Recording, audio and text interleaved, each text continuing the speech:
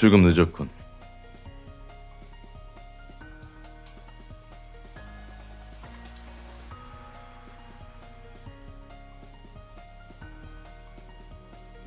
잘 지냈나? 하나.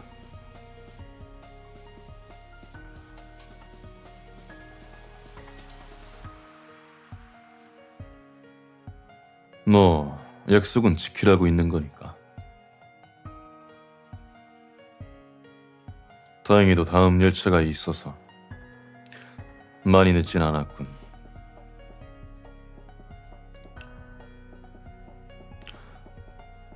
맘마라고 하지 마라. 꼴 보기 싫다. 미안하지만 난 아이가 아니거든.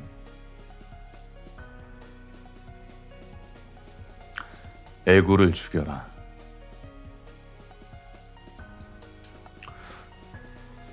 다름이 아니라 승강장을 착각해버렸어.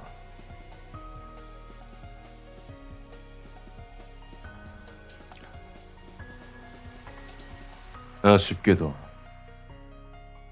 일정에 착오가 좀 많았군.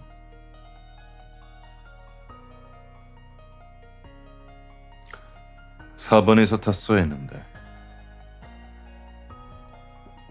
아니 5번에서 탔어야 했나? 잘 기억이 안 나는군.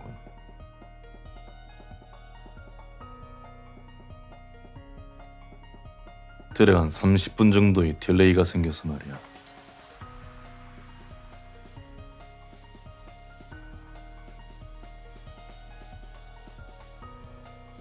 뭐 아무튼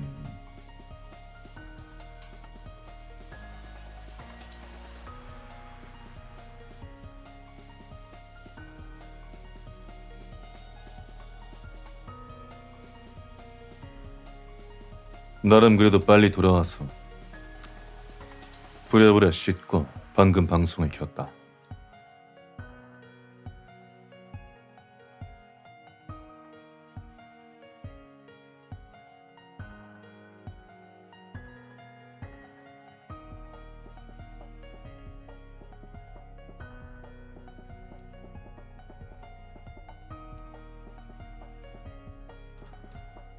오늘 괴담에는 4-5개 정도 준비했는데 마음에 들련지는 잘 모르겠군.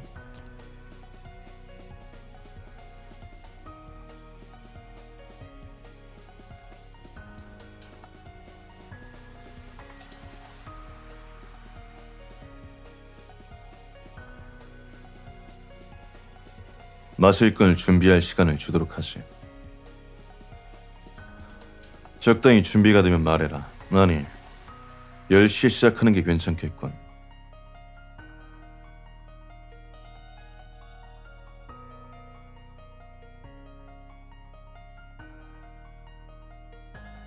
열 시까지 시간을 주마.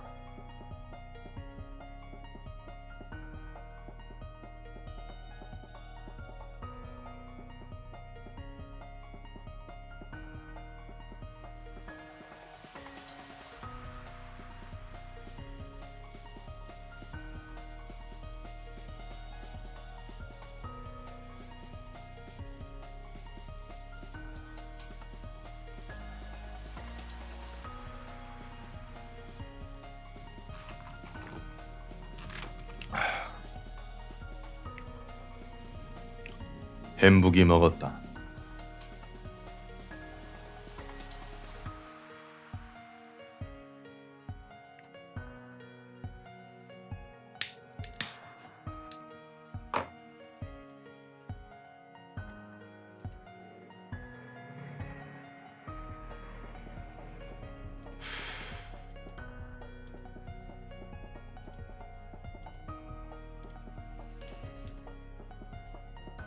내일 먹어라.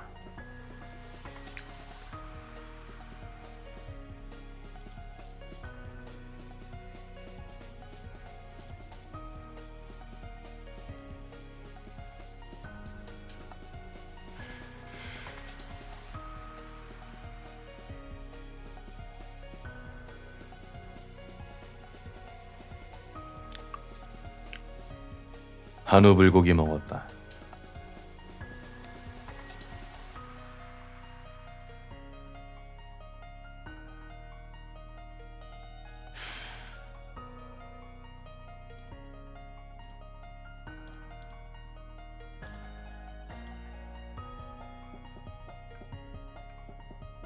롯데리아에는 딱히 먹을 만한 게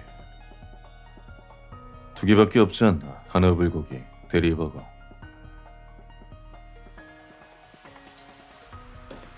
뭐 아주 개 지랄을 하던데 어른이 알아서 잘하겠지.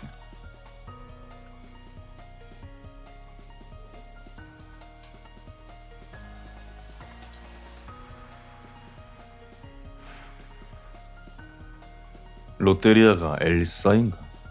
왜 엘사라고 불리지?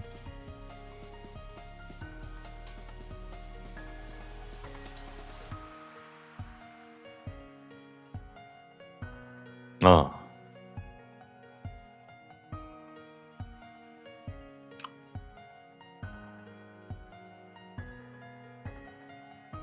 그렇군.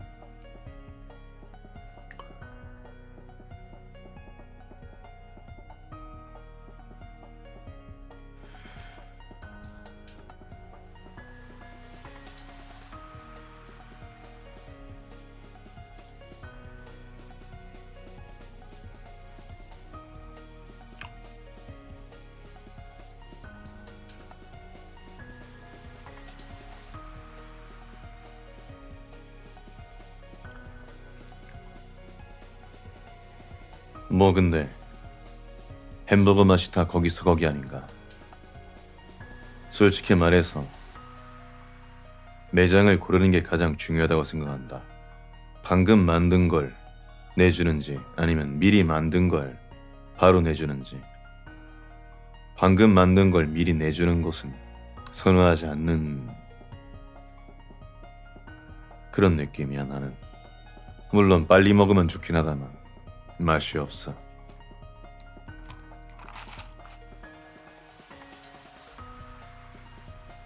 아니, 미리 만들어 두는 것 같던데, 그냥 햄버거 자체를.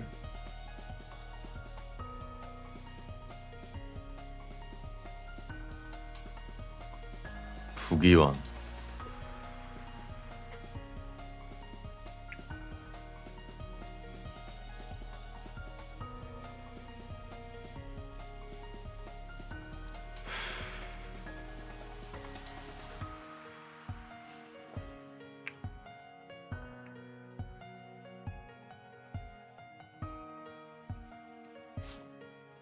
맛이 다 거기서 거기지.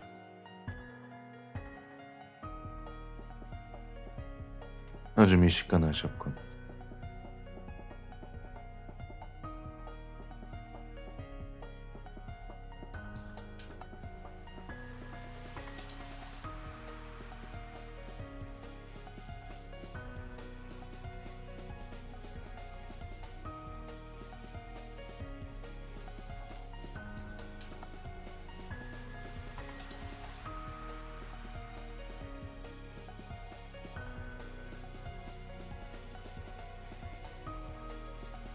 마실 건 가져왔나?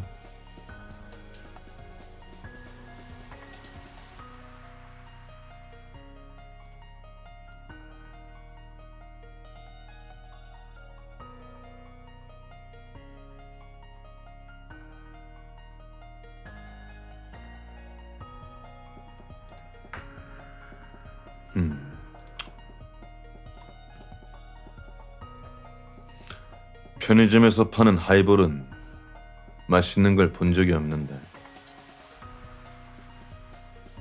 먹을 만한가?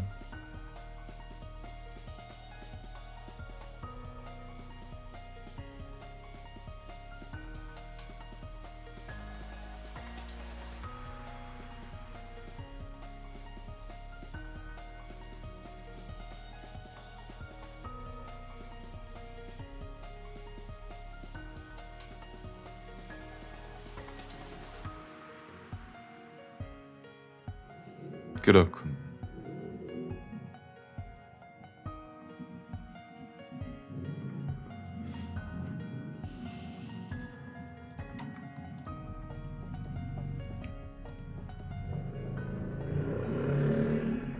밖이 시끄럽군.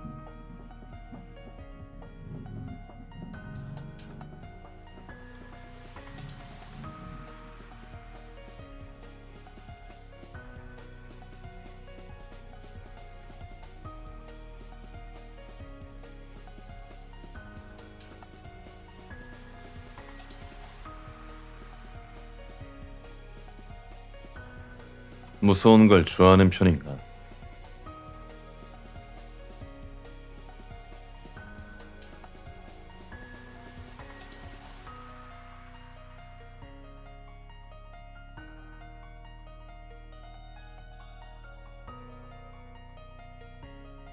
어, 무서움을 못 느끼는 편이다.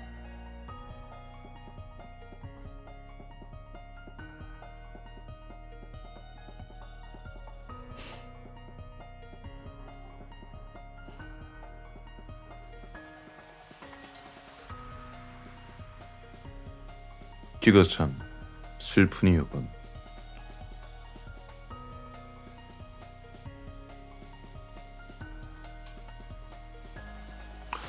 언젠가 너희에게 해주고 싶은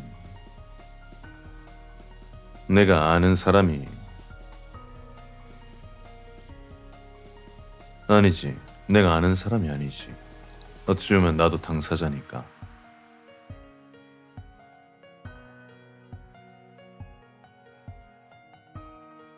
직접 겪은 이야기를 들려주도록 하지.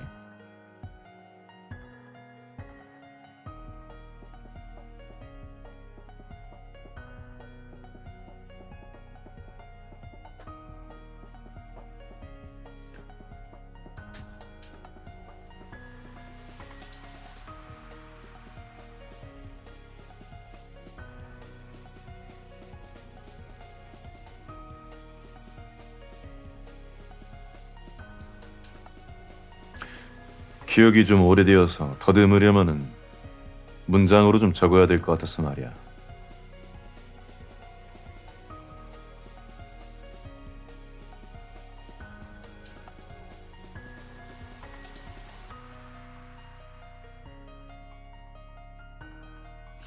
다음에 기회가 된다면 읽어주도록 하지.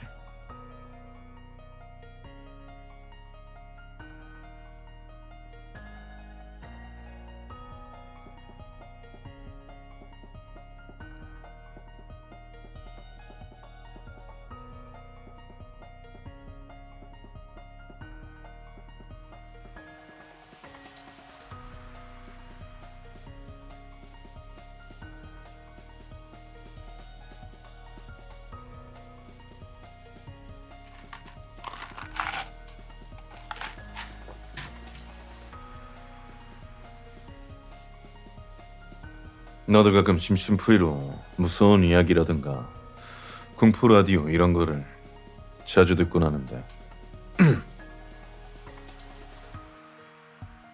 나랑 엮인 건 아니고 내가 아는 사람이 당사자니까 그 현장에 나도 있었을 뿐.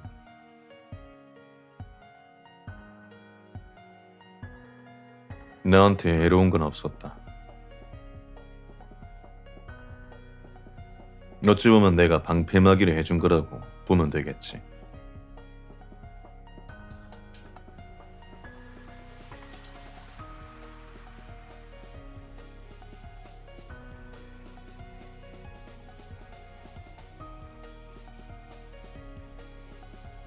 글쎄,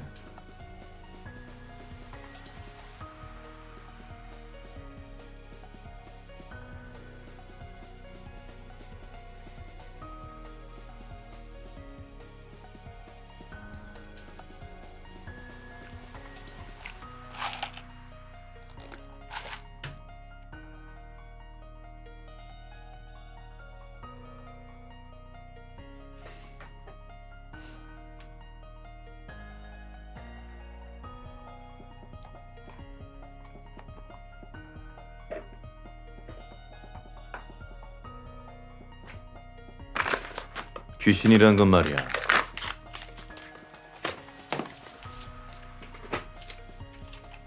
정확하게 이 세계에선 말이야. 물론 우리 세계에선 너무나도 당연해서 믿기 싫어도 믿게 되지.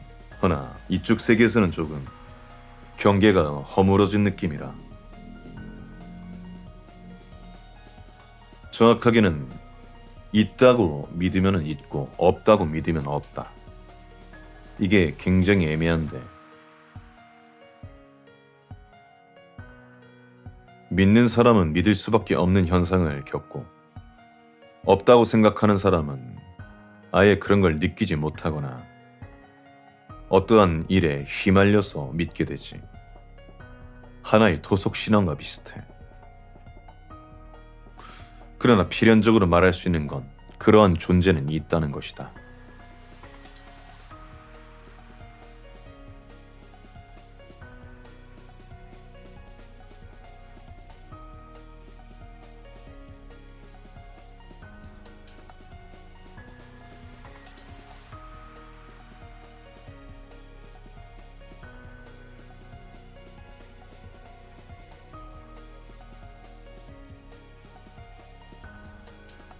초자연적인 현상, 이런 것이 아니더라도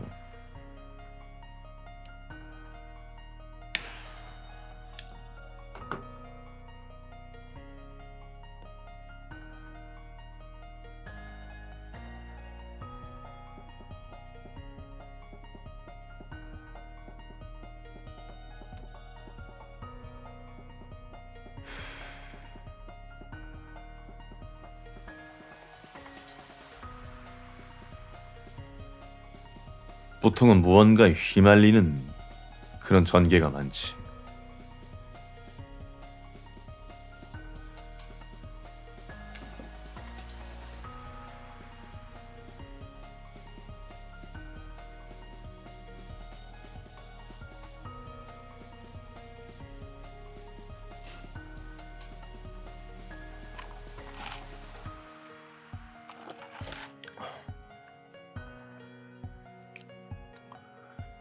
귀신 중에서 가장 무서운 것이 무엇이라 생각하는가? 하나.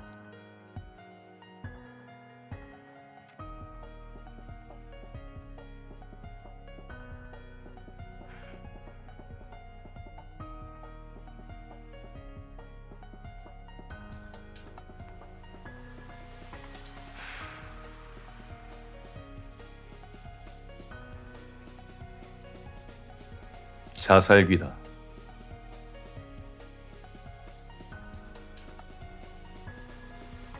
이 자살귀가 무서운 이유는 정확하게는 자신의 목숨을 자신이 끊으면 구천을 갈 수가 없다.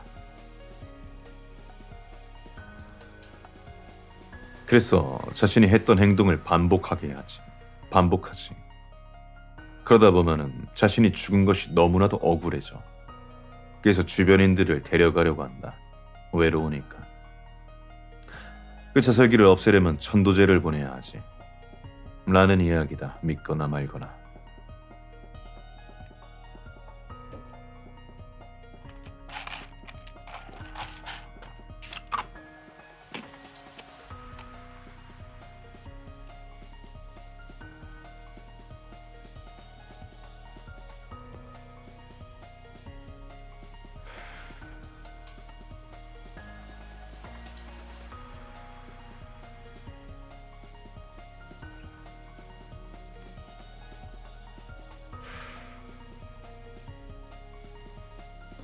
어느새 시간이 다 돼가는군.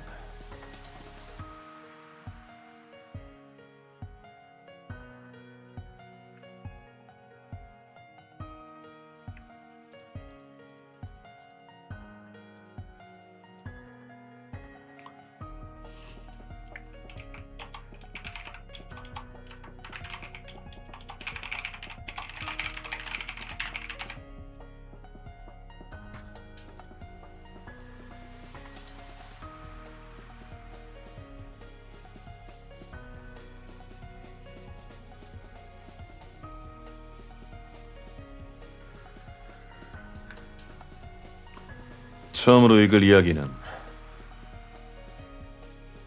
일본 괴담 썩어가던 것. 한번 읽어보도록 하지.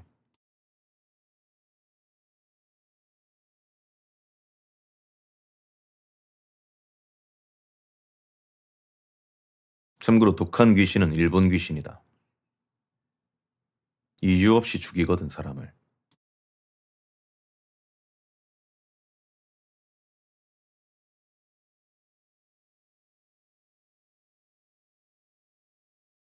이유는 나도 모르겠다. 뭐 만나본 적이 없으니까.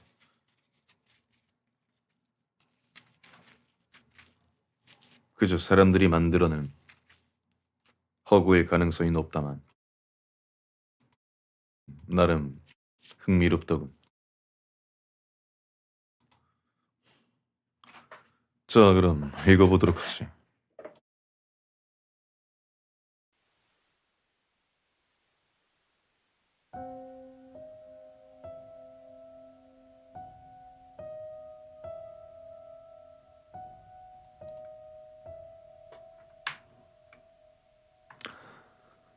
어린 시절 아무 생각 없이 지나쳤던 일들, 그리고 그 기억.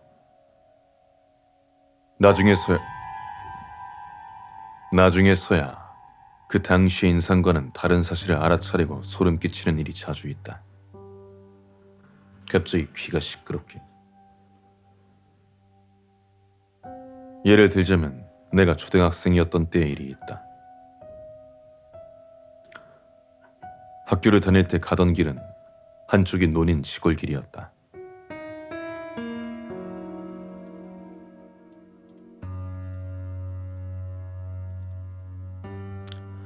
도중에는 망해버린 마네킹 공장이 있고 그 너머에 싸구려 과자 가게가 있었다.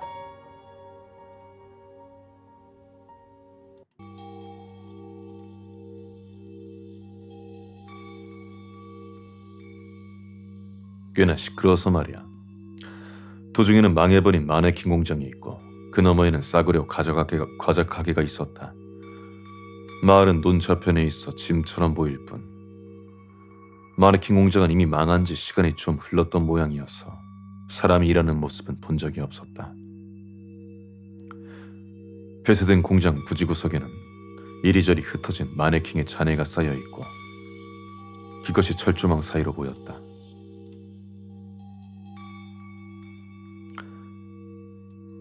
그 모습은 우스꽝스러우면서도 어쩐지 기분을 나쁘게 했다. 공장 부지는 폭이 넓은 도량이 둘러싸고 쌓여 있어 지독한 악취를 풍기고 있었다. 흐리고 썩어가는 물, 이리저리 쌓여있는 대량의 쓰레기. 어느 날 지나가다 문득 평소에는 지나다니지 않는 공장의 뒤편으로 가보았다. 도랑의 상태는 도로 쪽보다는 나빴다. 수많은 쓰레기 중에는 상반신만 떠올라 있는 여자 마네킹도 섞여 있었다. 하얗게 떠올라 있는 그 얼굴은 쓰레기통 같은 도랑에서도 마치 점같이 보였다. 끌어올려서 친구들한테 보여주면 인기가 있을 거라는 생각도 했지만 물이 너무 더럽고 떠있는 것도 멀어서 포기했다. 다른 녀석이 혹시 자꾸 끌고 올라오면 안 될 테니 이 발견은 아무에게도 말하지 않기로 했다. 그로부터 당분간은 그 마네킹의 상태를 보러 가는 것이 일과가 되었다. 그렇지만 슬픈 것은 날마다 그것이 썩어 들어가고 있다는 점이었다. 며칠이 지나자 흰 피부는 변색되기 시작하고 윤기도 사라져간다. 드디어 풍성한 머리카락이 빠져나가 드문드문해진다. 윤기를 잃은 피부는 검게 움푹 파여나가고 심지어 쥐가 갉아먹은 것 같은 부분도 보였다. 이제 원래 모습은 모두 사라졌다. 이미 나는 완전히 흥미를 잃고 말았다. 마지막으로 보았을 때는 수면에 가득 덮은 쓰레기 더미에 파묻혀서 한 치 아래도 보이지 않는 더러운 물에 대부분이 잠겨 있었다. 그것은 이미 단순한 쓰레기였다. 어느 정도 시간이 흐른 뒤 한 번 더 보러 갔다. 그렇지만 이미 그것의 모습은 거기 없었다. 그리고 초등학교를 졸업하자 그 길을 지나가게 되는 일도 없었다. 고등학교 3학년 여름방학, 문득 생각이 나서 추억의 장소를 자전거로 가게 되었다. 그 도랑에도 갔다. 경치는 완전히 변해 있었다. 노는 매립되어서 주택가가 들어서 있었고 공장 부지는 주차장이 되었다. 마네킹을 떠올리면서 추억에 잠겼다. 그리고 나는 문득 알아차렸다. 어린 시절에는 생각하지 못했던 무서운 사실을. 플라스틱이 그렇게 썩어가는 재료인가? 이미 너무 많은 것을 알아버린 나에게 이미 답은 나와 있었다. 그것은 마치 사람이 썩어가는 과정과 똑같지 않은가? 진실은 이제 더 이상 할 수 없다. 단지 한때는 그리운 추억이었던 일이 이제는 다른 사람에겐 차마 말할 수 없는 꺼릿집한 기억이 되었다는 것이 슬플 따름이다.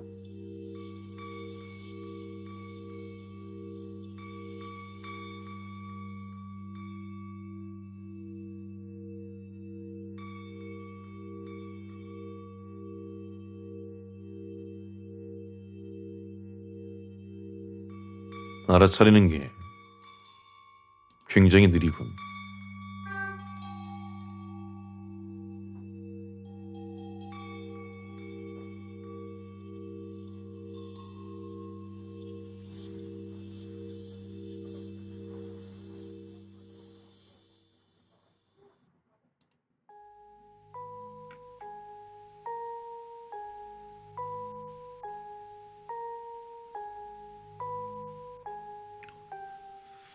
다음 이야기다. 제목은 누구에게나 잊을 수 없는 기억은 있다. 식사 시간이 무르익었다. 술 한 잔에 걸친 동생이 익숙한 이야기를 시작했다. 동생은 어릴 적 납치를 당한 기억이 있다. 사람들이 북적이는 자리에서 대부분은 회사 생활이나 연애 상담, 여행 풍경 등을 을조리곤 하지만 동생의 레파토리는 조금 다르다. 누구라도 떠올리고 싶지 않을 만한 경험. 동생은 또 그 이야기를 시작했다. 내겐 너무나 익숙한 이야기였다. 잊지 못할 기억이 있습니까? 동생은 어릴 적 납치를 당해 죽을 뻔했다. 상대는 정신착란자였다. 피해망상의 환청, 과도한 가학성까지. 자신의 울분을 힘없는 어린아이에게 풀어내는 병신 같은 놈이었다. 동생은 정말 기적처럼 살아남았다. 평소에 몸이 약해 자주 찾아가던 약국의 수납원이 동생의 얼굴을 기억한 덕이었다. 어두침침한 골목에서 수상하게 행동하는 남자의 행태를, 그 남자가 차에 태운 동생의 축 늘어진 몸과 함께 수납원은 기억했다. 차 번호가 결정적인 증거가 되었다. 살해된 피해자는 총 6. 흙먼지가 달라붙은 동생의 모습을 보고 어머니는 오열했다. 다행히 살아남았지만 동생 역시 온전한 모습은 아니었다. 뒤통수에는 피가 말라붙어 있었고 마취약이라도 한 건지 더듬대며 알아듣지 못할 헐소리를 했다. 범인은 동생을 꽁꽁 묶어 어둡고 차가운 골방에 홀로 버려뒀다고 한다. 낡은 판자로 창문까지 틀어막아 희미한 빛의 번짐만이 낮과 밤의 경계를 갈랐다고. 그곳에서 정신을 차린 순간이 동생이 얘기하는 이야기 시작이다. 동생은 막상 범인이나 범죄에 대해서는 그다지 입을 열지 않는다. 그건 신문 기사만으로도 충분히 알 수 있는 일이라고. 혹여라도 있을지 모를 후유증을 염려하는 내게 동생이 말했다. 동생이 언제나 되짚어내는 이야기는 그 낯선 골방에서 만난 신비한 친구들에 관한 추억담이다. 옴싹달싹 못하는 자신과는 다르게 깨르르 웃고 허공을 떠다녔다는 아이들. 낮에는 동생을 바라봐주고 밤에는 노래를 부르며 겁에 질린 동생을 달래줬다는 아이들. 본인이 살아남을 수 있던 건 모두 다 그 아이들 덕분이라고. 동생은 웃으며 이야기를 끝맺곤 했다. 처음 동생의 골방의 친구들에 관해 이야기를 꺼냈을 때 부모님은 심각하게 오랜 정신과 치료가 필요한 게 아닌지 깊이 염려하셨다. 더군다나 동생은 살해당한 아이들의 얼굴을 봐야 한다며 평소 같지 않게 고집을 부렸고, 처음 본 낯선 아이들의 선진을 가리키며 봐, 내 말이 맞잖아. 자신의 경험을 확신하는 눈치였다. 시간이 흐르고 비틀렸던 것들이 조금씩 제자리를 찾았을 때 동생은 만남을 허락한 피해자들의 부모에 한해 찾아가 자신의 이야기를 털어놓았다. 그 아이들이 준 용기와 다정함과 우정에 관해 동생은 진솔한 이야기를 하고는 했다. 누구든 쉽게 믿을 수 없는 이야기였다. 일부는 흐느꼈고 더러는 부정했다. 어떤 이는 말없이 동생의 손을 붙잡았다. 시간이 흘러 성인이 된 이후에도 동생은 과거를 더듬 듯 이야기를 읊고는 했다. 하드는 언제나 잊을 수 없는 이야기였다. 불행한 일을 겪었는데도 동생은 흔들리지 않고 올곧게 자랐다. 그 이야기를 꺼낼 때면 창백해지던 부모님도 이제는 꿈같은 동생 이야기를 묻어나게 듣게 되었다. 이제는 수백 번 들어 너무나 익숙해져 버린 이야기를 들을 때면 나는 어릴 적의 동생을 떠올려보곤 한다. 유달리 몸이 약해 햇빛을 쐬지 못한 채 책을 들고 방 안에 머물렀던 어린 나의 동생을.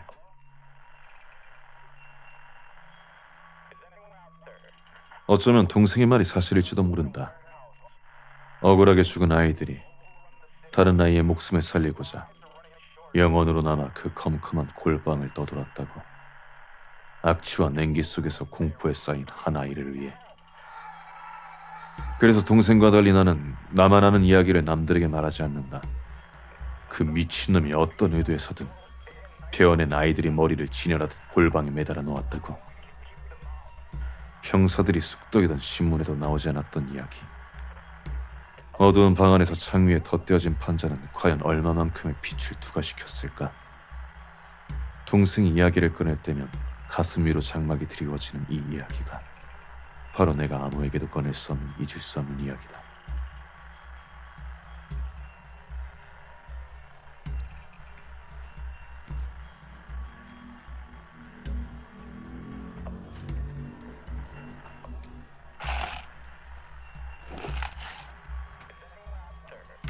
쓰레기 같은 놈이고.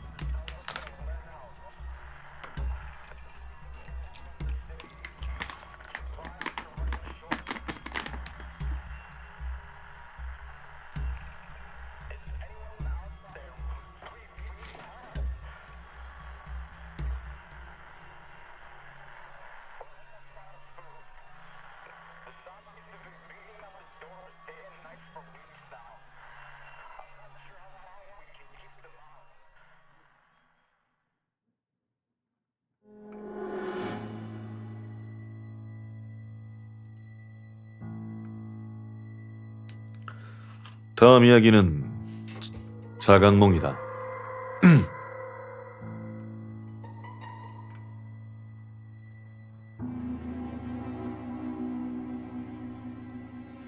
썰인데 최대한 말투를 인용해 써보지. 제목 그대로 나는 자각몽을 상당히 자주 꾼. 인터넷 썰들처럼 루시드 드림이라고 해서 꿈속을 막 조종하고 그런 종류가 아니라 그냥 꿈을 따라가다가 어느 순간 아 이거 꿈이구나 하고 깨닫는 경우가 대부분임. 꿈인 줄 어떻게 깨닫냐면 손가락이 딱 소리나게 꺾는 거 있잖아. 내가 이걸 흡사 틱처럼 수시로 엄청 자주 반복한단 말이야. 근데 꿈에선 손가락에서 소리도 안 나고 시원하지도 않지 당연히. 그러면 나는 손가락을 손등 방향으로 꺾어. 이러면 보통 소리가 나니까. 근데 꿈에선 손가락이 손등에 닿을 때까지 꺾여. 존나 기가하게. 그래서 그 광경을 보면 싫어도 꿈이란 걸 알게 돼. 그래서 정말 나쁜 일이 있거나 뭔가 있어도 무의식적으로 손가락을 꺾다가 꿈인 걸 깨달으면 아 다행이다. 이거 꿈이네 하고 연극하는 배우의 마음으로 꿈을 마저 따라가. 꿈이라고 특이 행동을 안 하는 이유가 대학생 때 중간고사를 치는 꿈을 꿨는데 그때도 습관처럼 손가락을 꺾고 아 이게 지금 꿈이란 걸 깨달아서 쉬는 시간 공부한다고 호들갑 치는 꿈속 친구 옆에서 아무것도 안 하고 그냥 앉아 있었어. 그러니까 내 친구가 공부 왜 안 하냐고 자신 있냐고 물어보길래 난 피식 웃으면서 아 이거 꿈이라서 공부 안 해도 돼 라고 말하니까 갑자기 친구 얼굴에서 입이 사라져. 그리고 엄청나게 화난 얼굴로 나를 노려보는 거야. 지금 당장이라도 찔러 죽일 것처럼 핏발이 선 눈으로 날 노려봐. 친구뿐만 아니라 그 강의실에 있는 모든 사람이 똑같은 눈으로 날 노려보더라고. 주변 사람들이 전부. 이게 트라우마가 돼서 그 다음부턴 꿈인 걸 알아도 그냥 모른 척해. 어제 이 트라우마된 꿈 얘기를 어제 친구 자취방에서 치맥 마시면서 안주 삼아 친구한테 들려줬거든? 근데 얘는 별 반응 없이 그렇군 하고 말더라. 그리고 한참 떠들다가 친구가 자고 가라고 해서 나란히 침대에 누웠어. 그렇게 좀 더 침대에서 떠들다가 잠들락 말락 피로가 몰려오는데 친구가 말하는 거야. 야, 꿈은 꿈이란 걸 자꾸 알아채면 안 들키려고 더 사실적으로 바뀐대 라고. 졸려서 친구와는 개소리에 대충 그렇구나 하고 건성으로 대답했어. 그러니까 친구가 한 번 더 말하는 거야. 야, 근데 넌 어떻게 꿈이란 걸 매번 알아? 하고 물어보더라고.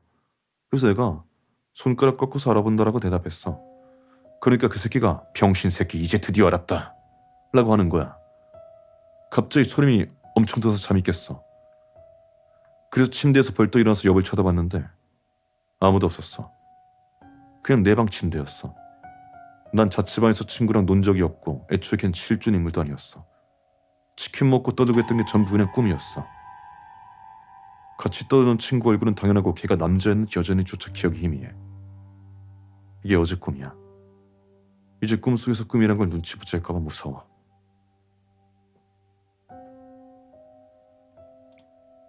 라는군.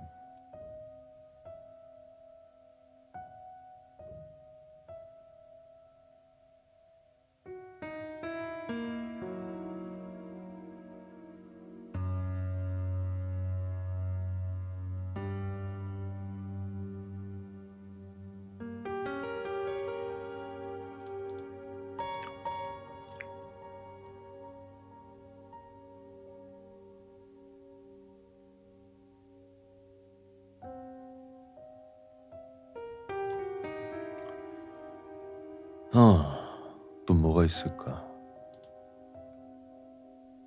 준비한 거는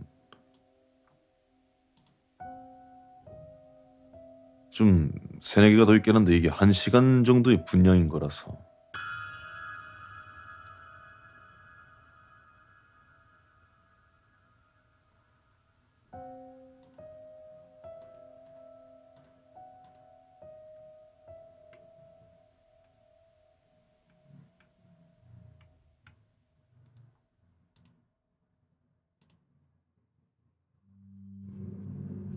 내 목이 조금 위험할 것 같은데. 일단 담배 한 대만 피겠다.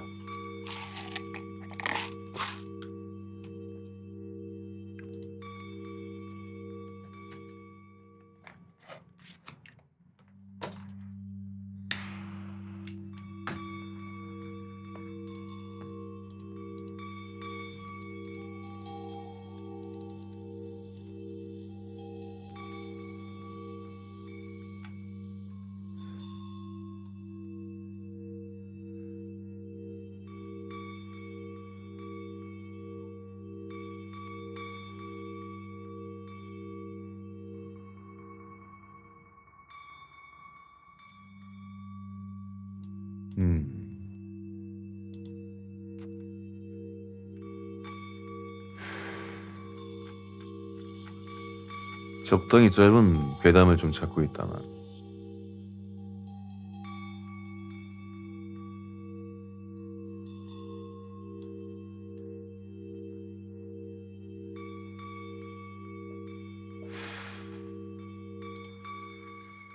사실 이 괴담이라는 게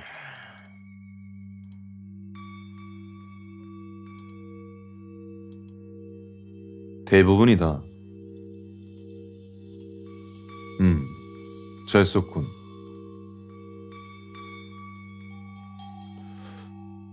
이 녀석 소설 작가해도 되겠어. 라는 생각밖에 안 들어서 말이야.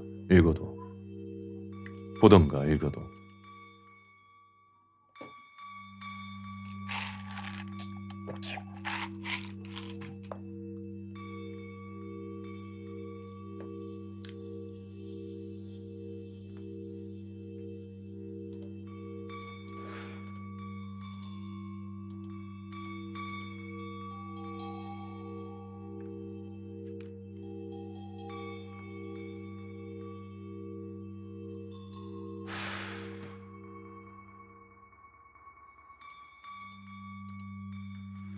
뭐랄까,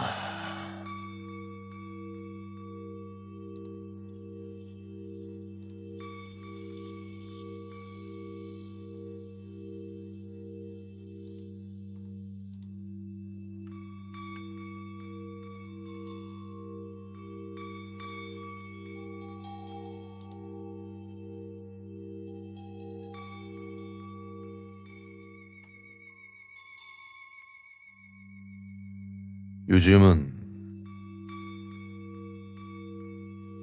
재밌는 썰 같은 게 없는 것 같군.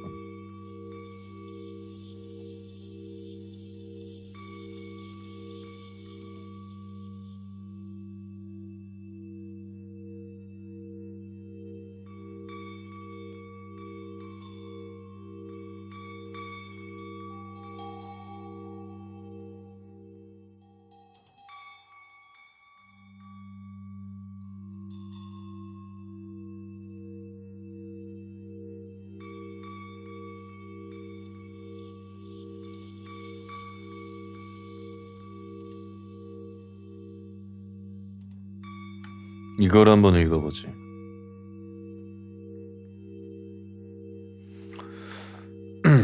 지하의 우물. 이 글을 쓰면 옛날 동료들은 내가 누구인지 알아챌 것 같아. 들키면 상당히 위험해. 아직 내가 살아있다는 걸 알게 되면 다시 날 찾으려 할 거야. 하지만 내가 쓰지 않으면 우물의 존재는 영영 묻혀버리겠지. 그래서 이 글을 쓰기로 결심했어. 글을 잘 쓰는 편도 아니라 이야기가 꽤 길어질 것 같아.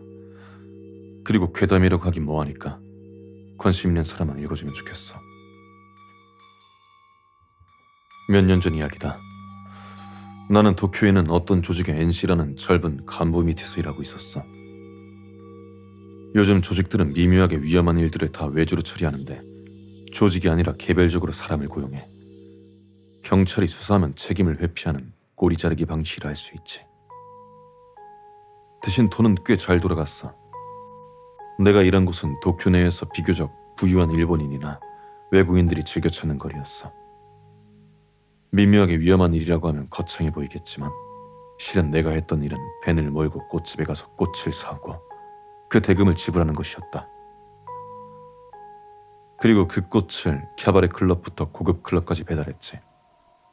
캬바레 클럽에 가면 꼭 꽃이 놓여 있잖아. 그게 바로 내 일이야. 꽃을 배달하면서 동시에 돈도 걷는 거지. 물론 꽃집에 지불한 금액의 3배에서 5배는 받았어. 3만 원이 10만 원이 되고 5만 원이 25만 원이 되는 시기였지. 월 3천만 원 정도가 돌았으니까 말이야.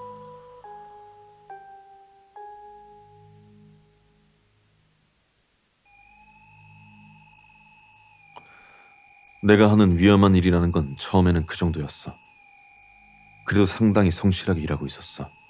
상대하는 사람들도 다 산전수전 겪은 사람들인지라 만약에 상대방이 사회에 갓 던져진 햇병아리 같으면 얕잡아보거나 가격을 깎으려는 바보들도 있었지. 그때마다 폭력 사태가 발생하면 일이 안 돌아갔을 거야. 물론 문제를 일으키는 놈들도 있었지.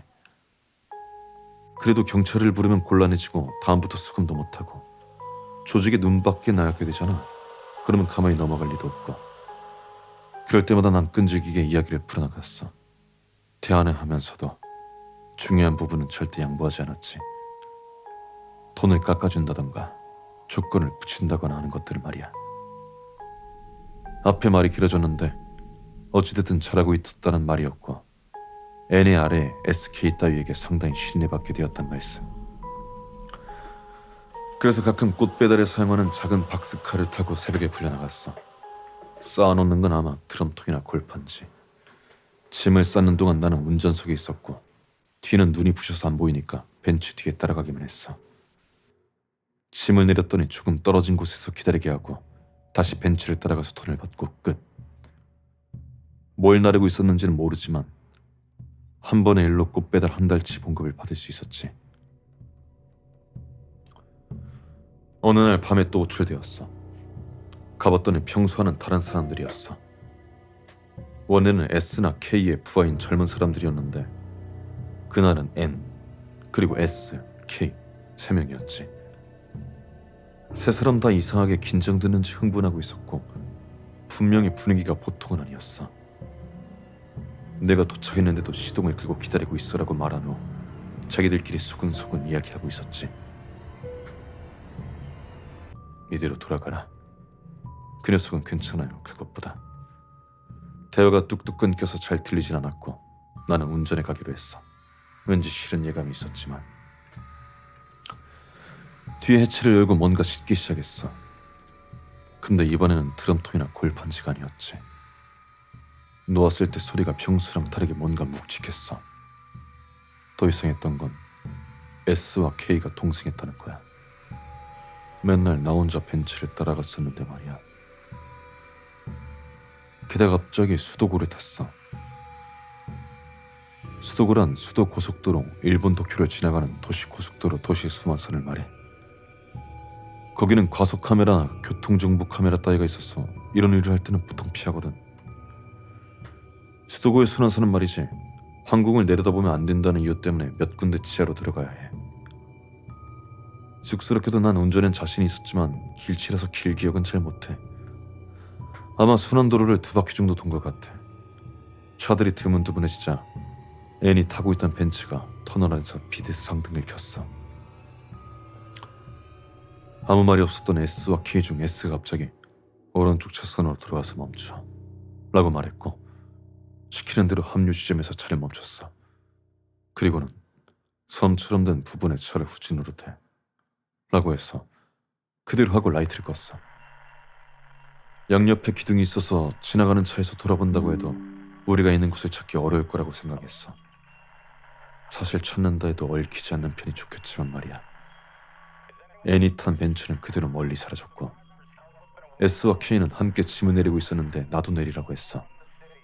이때도 뭔가 불길한 예감이 들었는데 이전엔 나를 부른 적은 한 번도 없었거든. S와 K가 함께 들고 있던 비닐 가방은 영화에서 자주 보이던 시체 담는 가방 같았어.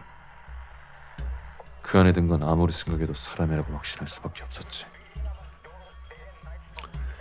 S와 K는 슬슬 땀이 나기 시작했고 짐도 상당히 무거워 보였지만 나한테 옮기는 걸 도우라는 말은 하지 않았어. 안으로 들어가자마자 계단이 나왔고 아래로 한참을 내려갔어. 꽤 깊이. 가끔 두 사람이 멈추고 어깨에 걸친 가방을 다시 바로잡았지. 계단을 다 내려가자 너비 약 10m쯤 되는 엄청 넓은 통로가 좌우로 뻗어 있었고 그 자리에서 잠깐 쉬었지. 통로는 아주 어두웠지만 군데군데 전등이 켜져 있어서 손전등 없이 걸을 수 있을 정도였어. 우리는 마치 도로 반대편으로 건너가듯이 넓은 통로를 가로질러 왼쪽 방향으로 걸어갔어. 가끔 쉬긴 했지만 꽤나 걸었을 거야. 통로는 갈리낌 없이 직선이었고 양쪽 벽에는 간혹 철문이 있었어. 어느 철문 앞에서 S가 멈춰서서 말했어. 이거인가? 여기가 맞겠지. 그곳에는 제국 육군 제13호 갱도라고 쓰여 있었어. 글씨체가 오래된 것이 눈에 띄었지. 믿을 수 있어? 지금의 일본은 군대는 없고 육상 자위대가 있을 뿐인데 수십 년 된 터널이라도 되는 걸까? S와 K는 땀투성이가 되어 숨도 거칠게 쉬고 있었고 문을 열고 쳐들어가 잠시 짐을 내놓고 쉬기로 했어. 둘 다 말이 없었기에 나도 가만히 있었지. 잠시 후 S가 슬슬 가자라며 비닐봉투 한쪽, 아마도 발 쪽을 들었을 때 갑자기 가방이 요동치기 시작했어. S는 예상치 못한 상황에 당황해 손을 놓쳐버렸고 그 충격으로 반대쪽 봉투 입구에서 얼굴이 튀어나왔어. 입에 재갈이 물린 약간 통통한 남자의 얼굴이었어. 어딘가 본 적이 있는 얼굴이었지. 그것보다 가방에서 리얼한 사람, 얼굴이, 그것도 살아있는 사람이 나온 걸 보고 내 몸은 굳어버렸어. S가 K에게 이봐 어째서 깨어난 거야? 라고 꾸짖고 약, 빨리 약, 다시 가방에 부어! 라며 소리치는 게 들렸어. K는 약은 안 가져왔어라고 대답하는 듯 했고 그 사이에도 가방은 격렬히 몸부리쳤어. 몸이 꽁꽁 묶여있는 듯 몸을 심하게 뒤틀며 봉투에서 벗어나고 안감이 일쓰고 있었지. 그러자 S가 가방 위에서 남자의 복부 쪽을 발로 짓밟듯이 차버렸고 가방 움직임이 멈추었지만 하고 고통에 찬 신음을 내며 다시 몸부림치기 시작했고 S는 아랑곳하지 않고 배를 계속해서 발로 찼어. 그럼에도 가방은 계속해서 격렬히 정해있고 이윽고 K도 가스에 둘이서 사정없이 발길질을 하기 시작했어. 그토록 필사적으로 몸부림치던 남자가 갑자기 울 것 같은 표정으로 나를 응시하고 있었어. S가 다시 가방에 넣으라고 하자 K가 남자의 어깨를 발로 누르면서 가방을 잡아당겨 그를 다시 안으로 밀어넣었고 마치 슬로모션 영상처럼 내 기억에 선명하게 남아있어. 남자는 봉투에 완전히 밀려들어가는 순간까지 계속해서 나를 바라보았는데 평생 잊을 수 없을 거야. K가 가방 입구를 꽉 잠근 걸 확인하자 S는 몇 차례 가방을 걷어찼어. 죽으면 안 되니까 이쯤까지 하지. S는 그렇게 말하고 나를 바라봤어. 너 이 녀석 얼굴 봤어? 아니요, 갑작스러워서. 고작 그렇게 대답했어. 진짜 어디서 본 얼굴 같은데 기억이 나지 않아. S와 K는 움직임을 멈춘 가방을 들어올렸어. 아까와 다른 점이 있다면 중간에 내가 들어가서 같이 진 정도. 이미 안에 뭐가 있는지 알아버렸기 때문에 같이 갈 수밖에 없는 거야. 그리고 그 13호 갱도를 끝없이 걸었어. 지금까지 넓었던 통로와는 전혀 다르게 폭이 3m도 되지 않을 정도로 좁은 통로였지.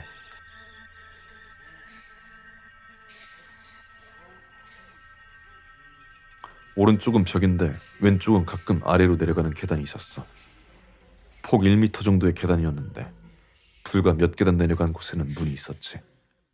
몇 번째 문인지는 모르겠지만 S가 문 앞에서 멈추라고 했어. 그곳 역시 제군 육군 제125 우물이라고 써여 있었어. 그리고 S가 시키는 대로 안으로 들어갔지. 안은 초등학교 교실 정도 되는 꽤 넓은 방이었어. 그리고 분명히 그 가운데 우물이 있었지. 하지만 묵직해 보이는 쇠뚜껑으로 닫혀 있었어. 가장자리에 쇠사슬이 달려 있었고 천장이 도르래와 연결되어 있었어. 도르래와 매달린 사슬을 당기면 뚜껑이 열리는 장치가 되어 있었지. 나는 시키는 대로 사슬을 잡아당겨 뚜껑을 열었어. 완전히 뚜껑이 열리고 두 사람이 가방을 들어올렸어. 이제 알게 된 거야. 이 땅속 깊이 있는 아무도 오지 않는 우물에 던져버리면 다시는 나올 수 없는 법이지. 하지만 마음에 걸리는 게 한 가지 있었어. 왜 살아있는 그대로 던져넣는 거지? 두 사람은 가방을 우물에 빠뜨렸고 풍덩하는 소리가 날 거라 생각했지. 근데 들려온 건 철푸덕 소리. 뭐야, 우물이 마른 게 아니야? 할 법한 소리였어. S와 K도 서로 마주보고 있었지. S가 내가 들고 있는 손전등을 보고 턱을 치켰으며 고개를 갸웃했어. 네가 가서 우물 좀 들여다봐라라는 제스처였지. 손전등으로 비춰보았지만 처음에는 빛이 바닥에 희미하게 닿을락말락했어. 렌즈를 조금 돌려 빛을 모았을 때 작지만 바닥까지 빛이 닿았지. 빛은 가방의 일부를 비추고 있었고 우물은 마른 것처럼 물이 없었어. 근데 거기서 손이 나타났어. 새하얀 손. 게다가 매끈매끈하고 새하얀 정수리도. 아까는 가방 속의 사람은 대머리는 아니었는데 이해가 안 돼서 멍하니 있었는데 또 머리 하나가 나타났어. 점점 머리가 혼란스러워 바라보고 있었는데 그 머리가 위를 올려다보았어. 눈이 비어 있었어. 뻥 뚫린 구멍이 아니라 콧구멍처럼 작은 구멍이 여러 개 나 있었지. 이해할 수 없는 현실에 우리는 모두 굳어 있었어. 심지어 둘만 있는 게 아닌 것 같았어. 놈들 주위에서도 무언가 꿈틀거리는 기색이 느껴졌지. 뭐야, 사람인가? 왜 우물 안에 있는 거지? 거기서 뭘 하고 있는 거지? 그때 갑자기 문이 확 열리더니 사람이 들어왔어. 나는 놀라서 손전등을 떨어뜨리고 굳어버렸어. S와 K도 마찬가지였어. 들어온 사람은 N이었어. N은 우리를 보며 이상하다는 표정을 지었지. 다 끝냈어? S는 잠시 멍하니 있다가 곧바로 대답했어. 네, 처리했습니다. N이 우리를 한 번 쭉 보더니 우리가 우문 안을 봤다는 걸 눈치챈 것 같았지. 안쪽을 봤나? 우리는 고개를 끄덕이지도 않았고 아무 말도 하지 않았어. N은 대답하지 않는 걸 보고 알아차렸지. 빨리 뚜껑 닫아. 나는 그 말을 듣고 빠르게 쇠사슬 쪽으로 가서 쇠사슬을 당겨 돌리기 시작했어. 뚜껑이 천천히 닫혀갔어. 쓸데없는 생각하지 말고 다 잊어라. N은 그렇게 말했지만 머릿속에서 자꾸 같은 생각이 맴돌았어. S는 분명히 죽이면 안 되니까이라 했어. S도 왜 죽이면 안 되는지 몰랐던 것 같긴 한데 왜 살아있는 상태로 떨어뜨린 걸까? 살아있는 채로 그 괴물 같은 존재들이 있는 곳으로. 더 이상 생각하고 싶지 않았어. 나는 그때 가방에 있던 남자가 누군지 떠올랐어. 최근에 출소한 회장의 셋째 아들이었어. 소문으로는 별로 재능은 없는 사람이었고 사소한 일로 감옥에 갔었다는 이야기도 있었어. 나는 지나가다 두세 번 정도 봤을 뿐인데 별로 대단하지도 않으면서 거들먹거리는 게 좀 짜증났던 기억이 있을 뿐이야. 그래도 회장의 아들을 죽이다니 선 넘은 거 아니야? 시신은 숨긴다고 해도 언젠가는 들킬 거니 최대한 늦추기 위해 나를 이용했던 거라 생각해. 그 사건은 2주 후 N이 자취를 감췄어. S에게 연락이 왔는데 너도 사라져야 해라고 하더라. 들켜버린 거야. 회장의 아들을 담궜다는 게. 다행히도 나는 조직과 거리를 두고 있었기에 간신히 도망칠 수 있었어. S와 K의 행방은 나도 몰라. 그 일 이후 몇 년간 사람들이 많은 대도시를 전전하면서 숨어 지내고 있어. 이 글도 인터넷 카페에서 쓰고 있지. 곧 인터넷 카페도 본인 인증을 하지 않으면 글을 못 쓴다고 해서 아마 이번이 마지막 기회일 거야. 조직 사람들이 이 글을 본다면 어디서 쓴 건지 금방 찾아내겠지. 그래서 나는 이 도시를 다시는 오지 않을 거야. 누군가 그 우물의 위치를 알아내줬으면 해. 왜 폭력 조직 같은 놈들이 그곳을 드단할 수 있는 열쇠를 가지고 있는지, 그 우물은 무엇인지, 그 비밀이 밝혀지면 나를 쫓는 사람들도 모두 붙잡힐지도 모르잖아. 난 살아남고 싶어. 앞으로도 계속 도망칠 생각이야. 소설을 잘 쓰는군.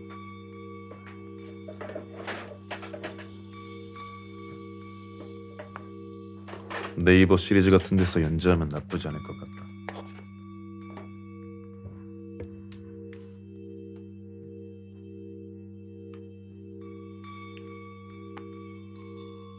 자, 준비한 이야기는 여기까지.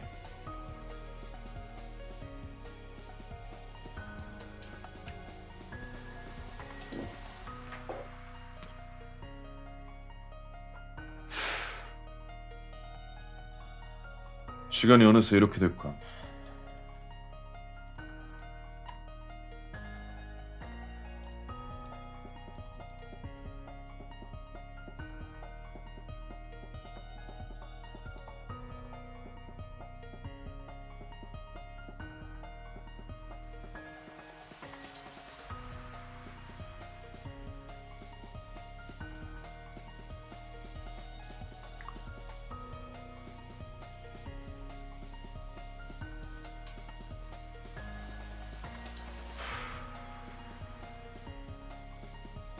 좋다.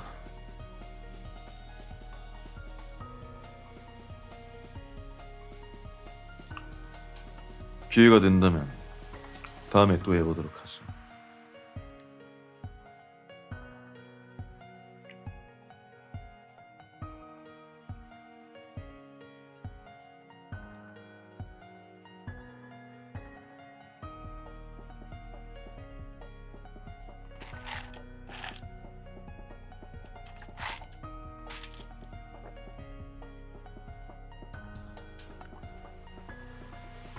오늘은 이만 가보도록 하마.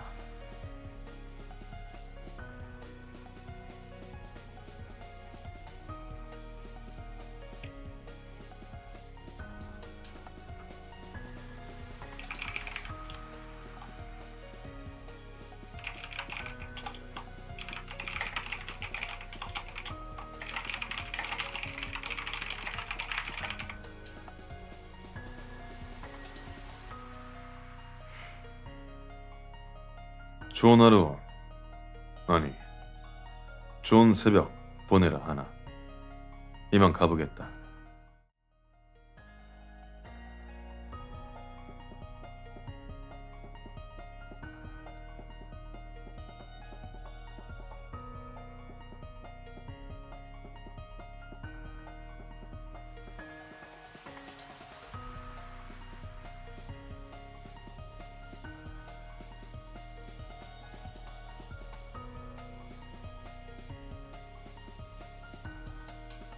가보도록 하지.